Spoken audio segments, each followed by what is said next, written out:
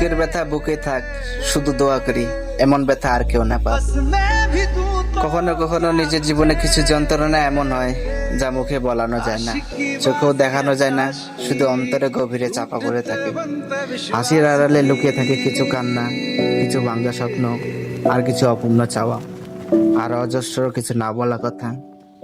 সবাই ভাবে আমি হাসি খুশি থাকি, মানে সবসময় ভালো আছি, কিন্তু তারা তো জানে না এই হাসির পিছনে লুকিয়ে আছে কতটা যুদ্ধ, কতটা আত্মসংঘর্ষ, আর কতটা নিঃসঙ্গতা। এই বুকের ব্যথা এমনই এক ব্যথা যা কাউকে দেখানো যায় না, কাউকে বোঝানো যায় না, শুধু অনুভব করা যায় নিঃশব্দে, একা একা।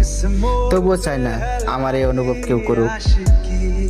যাকে ভালোবেসে ভেঙে গেছি তার জন্য দোয়া করি যেন সে কখনো এভাবে না ভাঙে, কারণ এই ব্যথা অভিশাপের মতো।